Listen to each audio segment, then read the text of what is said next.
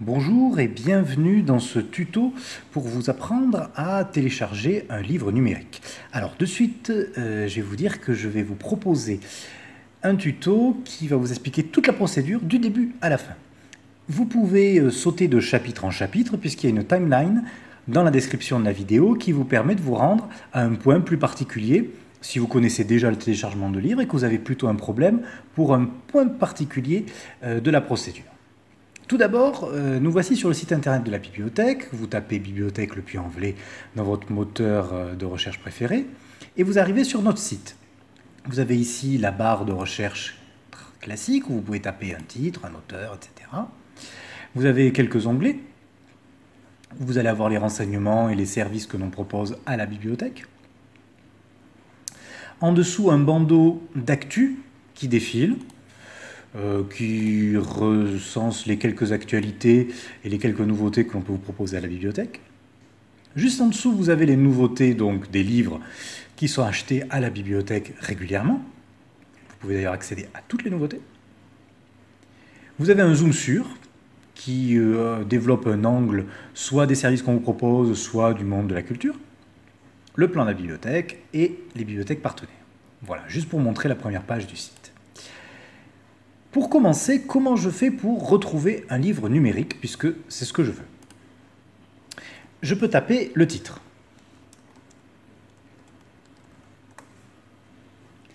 Et le moteur de recherche va me lancer et me proposer les différentes versions du titre que j'ai tapé. À gauche, j'ai quelques petits restricteurs qui me permettent d'affiner ma recherche, de prendre juste l'auteur par exemple. Et je vois que La Nuit prodigieuse, par exemple, je l'ai en livre papier, en livre audio et aussi en livre numérique. Et qu'en plus, le livre numérique est disponible. Je le vois par ce petit point vert. Je pourrais de suite l'emprunter. Je vais vous montrer comment on fait pour aller directement sur la notice. Je vais sur la notice et j'ai accès du coup à quelques informations supplémentaires. Tous les liens jaunes, orangés, sont cliquables. Si je veux lancer une recherche par exemple sur l'éditeur Gallimard, je peux. Si je veux que des livres numériques, je peux. Si je veux que les livres d'Elena Ferrante, je peux également. Je peux aussi cliquer sur de même auteur. Et j'ai à la fois, une nouvelle fois, le bouton emprunter qui m'est proposé. Je pourrais emprunter directement le livre. On va me demander, pour ce faire, de me connecter à mon compte de la bibliothèque.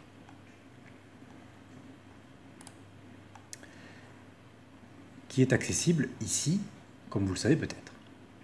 Ça, c'est la première méthode pour télécharger un livre numérique. La deuxième, vous avez toujours les onglets qui nous suivent ici, et notamment l'onglet Lire avec la page consacrée aux livres numériques.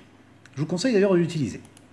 Nous voilà sur la page dédiée, du coup votre vidéo, et quelques liens qui vous sont proposés. Ce qui m'intéresse, c'est les deux propositions qu'on vous donne ensuite. D'abord les nouveautés. Chaque mois, il y a des nouveautés de livres numériques et vous pouvez directement cliquer sur la petite couverture ou sur le titre et ça va vous envoyer sur la notice comme on a fait précédemment pour le livre d'Elena Ferrante. Si vous descendez, vous avez encore une autre proposition, c'est d'aller voir tous les livres numériques. On va le faire. Je clique sur ce lien et là j'ai accès directement au catalogue. C'est un raccourci qui me permet d'avoir accès aux 710 résultats, donc aux 710 notices, titres de livres disponibles dans le catalogue. Encore une fois, j'ai la possibilité d'affiner ma recherche si je veux que du roman policier français, anglais, de la fantaisie américaine par exemple, de la science-fiction américaine ou certains auteurs qui me tenteraient tout particulièrement. Pourquoi pas Terry Goodking? Voilà, on m'a proposé les livres numériques de Terry Goodking. Je vais commencer sa saga par le tome 1, la première leçon du sorcier. J'ouvre cette notice. J'ai un petit descriptif, comme tout à l'heure, ainsi que les liens qui sont proposés. Et je veux l'emprunter. Cette fois-ci, on me demande bien de me connecter à mon compte de la bibliothèque. Je vais taper mon nom et mon mot de passe.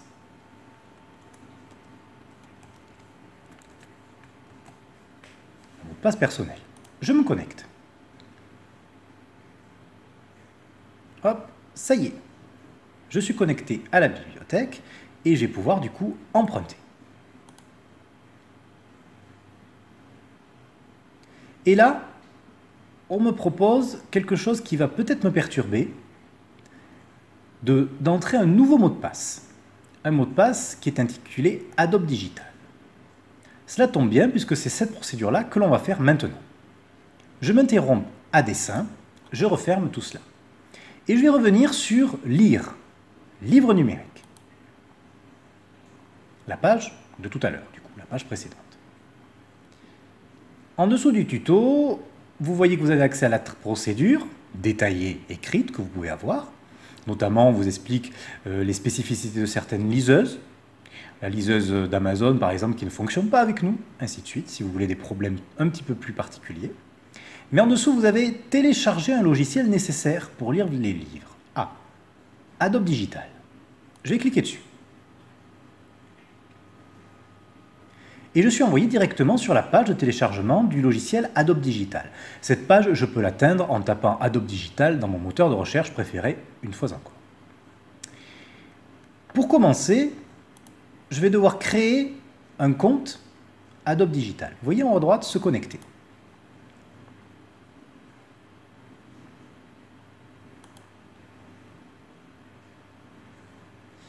Si j'ai déjà évidemment une adresse, je peux me connecter. Mais ce qui m'intéresse, c'est du coup de faire tout le début. Donc, je crée un compte.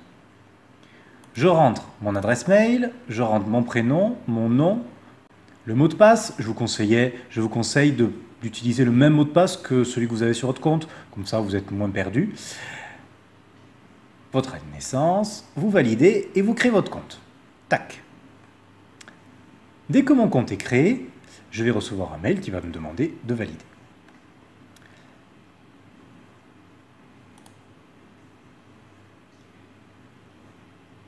Ce qui sera très important de se souvenir, c'est que l'identification d'Adobe Digital, c'est votre adresse mail, celle que vous avez rentrée, et le mot de passe qui vous sera demandé, évidemment, c'est le mot de passe que vous avez rentré en vous connectant, en créant votre compte. Une étape très importante.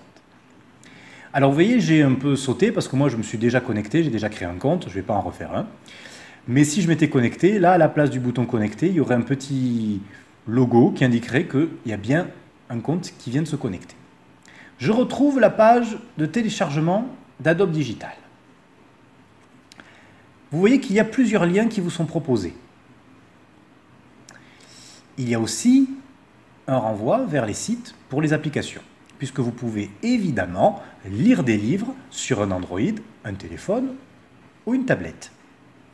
L'application, vous la téléchargerez sur Google Play ou sur l'App Store, c'est toujours pareil, Adobe Digital, vous l'installez, vous allez faire la même procédure que ce que l'on va faire sur l'ordinateur et vous pourrez lire vos livres directement sur votre téléphone ou sur votre tablette. Évidemment, le confort de lecture est moins bon que sur une liseuse. Pour le moment, les liseuses ne peuvent se connecter que sur des ordinateurs fixes, donc on ne peut pas relier une liseuse à un Android. Ceci dit, je vais vous conseiller, plus exactement je vais vous inciter à télécharger la version de Digital Edition 3.0. Vous allez me dire pourquoi est-ce que je ne prends pas la dernière qui est censée être la plus aboutie. On s'est rendu compte à l'usage que lorsque vous connecterez votre liseuse sur votre ordinateur pour faire basculer le livre depuis Adobe Digital jusqu'à votre liseuse, il y avait un bug sur la dernière version.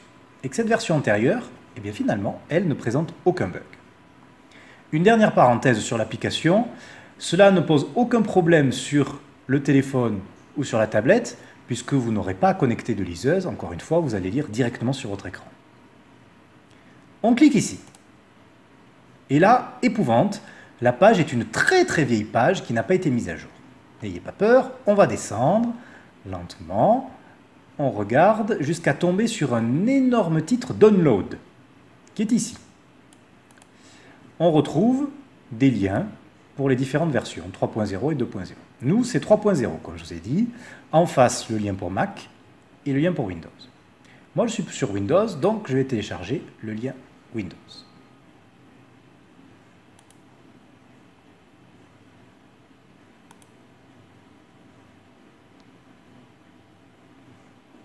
Voilà, Adobe Digital 3.0 vient de s'installer sur mon ordinateur. vient de se télécharger, pardon.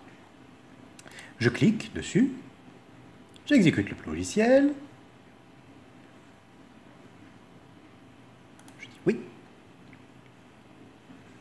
j'accepte les termes, etc. Et j'installe Adobe Digital.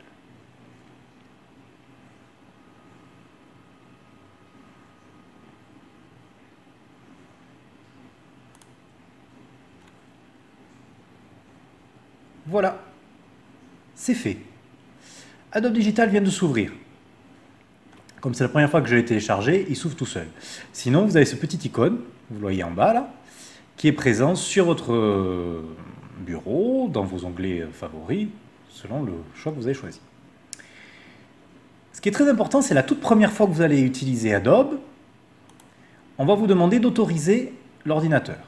Moi, encore une fois, ma session a déjà été autorisée, donc je ne peux pas la réautoriser. Vous voyez qu'il y a aussi un raccourci qui peut être fait. J'autorise mon ordinateur, et là, à ce moment-là, on va me demander d'entrer mon identifiant Adobe. Je reviens encore une fois à ce que vous avez créé. L'identifiant, ça sera votre adresse mail, et le mot de passe, celui que vous avez entré. Une fois que votre ordinateur est autorisé par Adobe, vous n'avez plus rien à faire. À chaque fois que vous ouvrirez Adobe, ce sera sans aucun problème pour utiliser les livres numériques. Je reviens donc sur le site de la bibliothèque pour accéder de nouveau aux livres numériques. Et donc, à Thierry Goodking, puisque c'était le livre que j'avais envie de lire. Là, vous voyez, je tape par la recherche « auteur » et je peux chercher le livre numérique. Voilà, là j'ai 30 résultats avec mon Goodking, donc je vais essayer d'affiner « livre numérique ».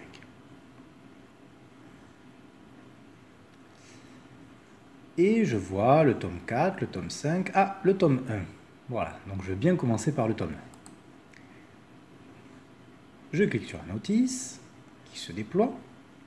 Dans les notices classiques, c'est bien de faire ça parce que lorsque vous ouvrez la notice, vous avez la localisation de l'exemplaire en dessous, à la place là, de la description, avec le lieu où il se trouve dans la bibliothèque et s'il est disponible. J'emprunte. Donc on me demande de me connecter à nouveau.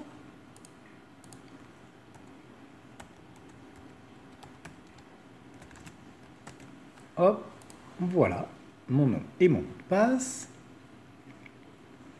Je suis connecté, j'emprunte. Emprunter. Cette fois-ci, on me demande mon mot de passe. C'est le mot de passe Adobe, donc, que je rentre à cet endroit-là. Le mot de passe que vous avez créé tout à l'heure. Et je clique sur Emprunter. Ça y est. Le livre est enregistré, vous voyez, pré-enregistré. Mais je n'ai toujours pas téléchargé le livre sur mon ordinateur, mon Android et bien sûr ma liseuse. Télécharger le lien ici. Quand je passe dessus, il disparaît, mais ça veut bien dire qu'il est là. Je clique.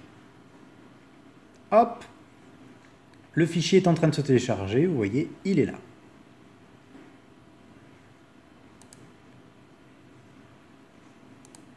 Je vais le chercher et je vais le renommer.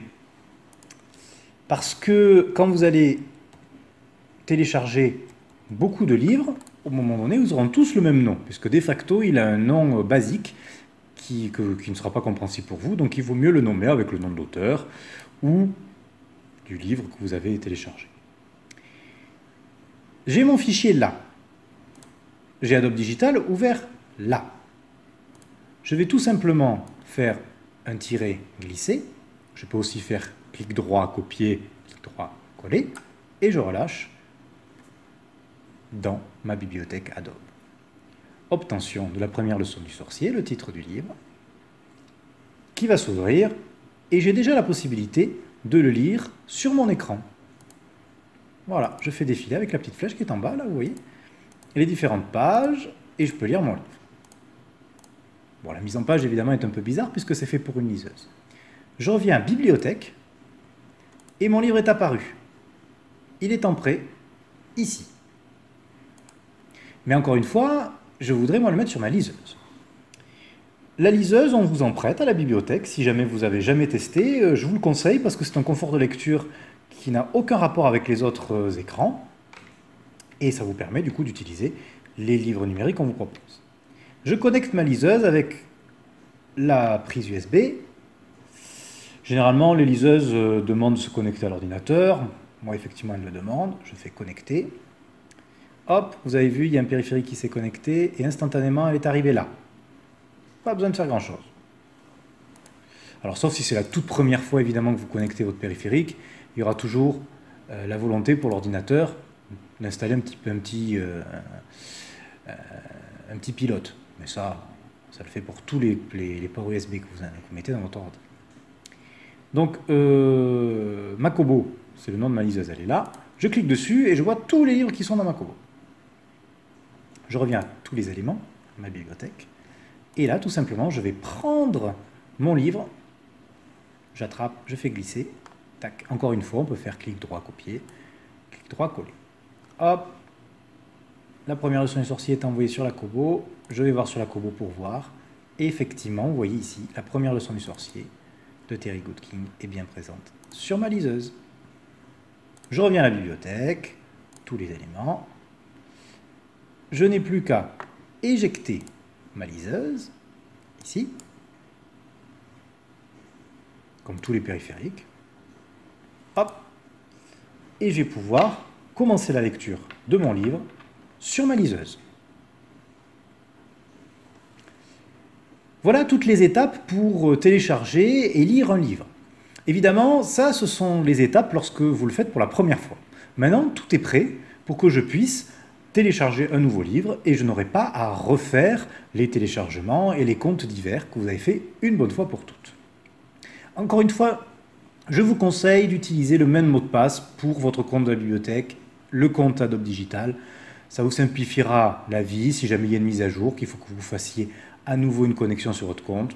Voilà. C'est quand même plus simple d'avoir peut-être un mot de passe et un nom de compte pour les usages de votre bibliothèque. Les livres numériques, vous pouvez aussi les retrouver sur votre compte. Comme tous les autres livres, vous cliquez sur compte et vous allez voir la liste de vos livres.